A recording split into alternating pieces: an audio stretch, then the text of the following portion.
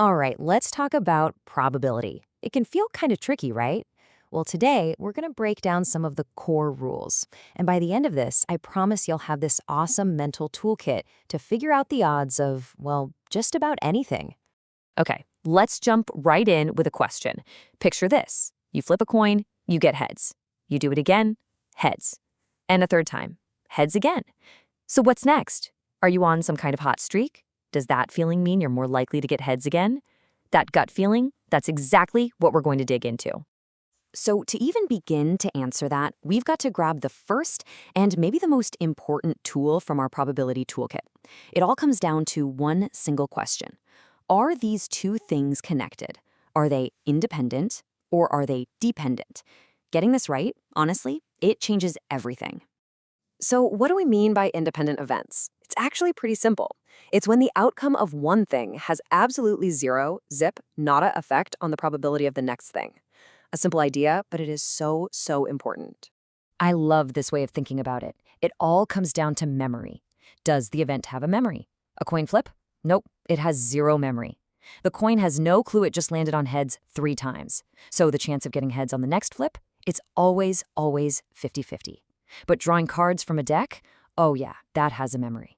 If you pull a king out and don't put it back, the deck has changed. It literally remembers that a king is gone, and that completely changes the odds for your next draw. Okay, so now that we've got that idea of independence down, let's grab our next tool. This one lets us actually calculate the odds of those so-called streaks we were just talking about. It's called the multiplication rule. The whole point of this rule is pretty straightforward. We're trying to figure out the probability that two different things both happen. What are the chances of getting heads and then getting heads again? And boom, here's the answer.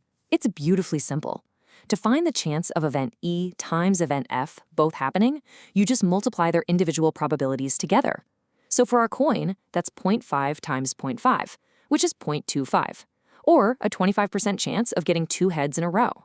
Okay, but here's the big, giant warning label. This super easy multiplication trick, it only works if the events are independent, if they have no memory. The moment you're dealing with something dependent, like our card drawing example, this whole formula goes out the window. The math gets way more complicated. It's a super common mistake to make, but hey, now you know exactly what to watch out for. All right, time to add another power-up to our toolkit. And this next one, this is a genuine pro move. It's a shortcut for solving some of the absolute trickiest probability questions out there, figuring out the odds of at least one something happening. So why on earth do we need a shortcut for this? Well, because doing it the direct way can be a real nightmare. For example, what if I asked you for the probability of getting at least 1 heads in 5 coin flips? I mean, look at this. The long way is just awful. You'd have to figure out the odds of getting exactly 1 heads, then the odds of exactly 2 heads, then 3, then 4, then 5, and after all that math, you'd have to add every single one of those numbers together. It's not just tedious, it's a minefield for making a simple mistake. But thank goodness there is a much, much smarter way to do this.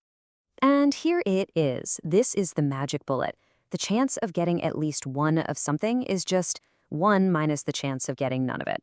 It's that simple. So instead of calculating 5 different scenarios, we just have to calculate one single thing, the odds of total failure. And the logic behind this is just perfect. Think about it for a second. In any situation, you either get at least 1 success or you get 0 successes, right? There are no other options. So those 2 possibilities have to add up to 100% or 1. And this is how we put it into action over multiple tries. So back to our 5 coin flips. The probability of failure on any one flip, so getting tails, is 0.5. To find the probability of getting all tails, we just multiply 0.5 by itself 5 times. Then the probability of getting at least 1 heads is simply 1 minus whatever that number is. And just like that, in only a few minutes, we've actually built a seriously powerful set of tools for figuring out probability. So let's do a super quick review of your new toolkit.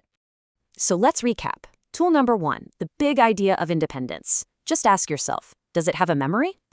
Tool number 2, the AND rule. When you want to know the odds of this and that happening and they're independent, you just multiply. Easy. And tool number 3, the at least 1 shortcut. That's our 1 minus the probability of none trick, which turns a huge messy problem into something super simple. So that brings us full circle, right back to where we started. That coin? Heads, heads, heads. Is the next flip really part of some lucky streak? Or is it just a brand new, totally independent event with a 50-50 shot? Is it luck? Or is it just probability? Well, now you've got the tools. You get to decide.